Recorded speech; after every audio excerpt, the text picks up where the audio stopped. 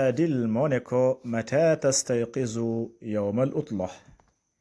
mata tastayqizu yawma al utlati mata tastayqizu mooy kañ nga yeewu yawma al utlati bésu feet wala nga ne bésu congé ban heure nga yeewu Faysal ne ko astayqizu mubakkiran mooy damay teela yeewu astayqizu mubakkiran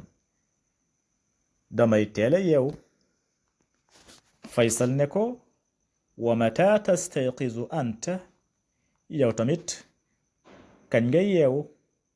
wa mata tastayqizu anta yow tamit kañ nga yeewu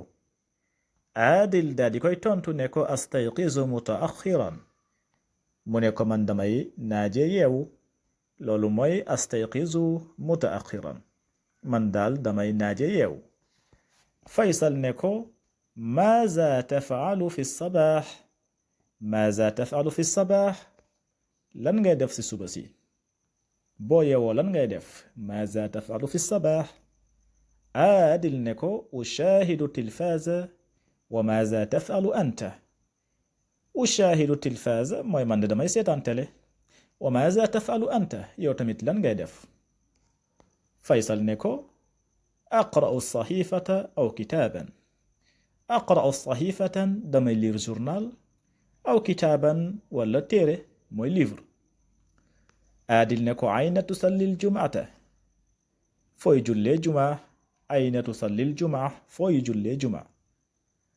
Faysal ne ko usallil jumaata fil masjidil kabir man de maa ngi jullee jumaa ji si jàkka ju mag ji loolu mooy usallil jumaata fil masjidil kabir Faysal ne ko wa ayna tusalli anta yow tamit fan ngay jullee Adil daal di koy tontu ne ko usalli fil masjidil kabir aydan mu ne ko man tamit de maa ngi jullee si jàkka ju mag ji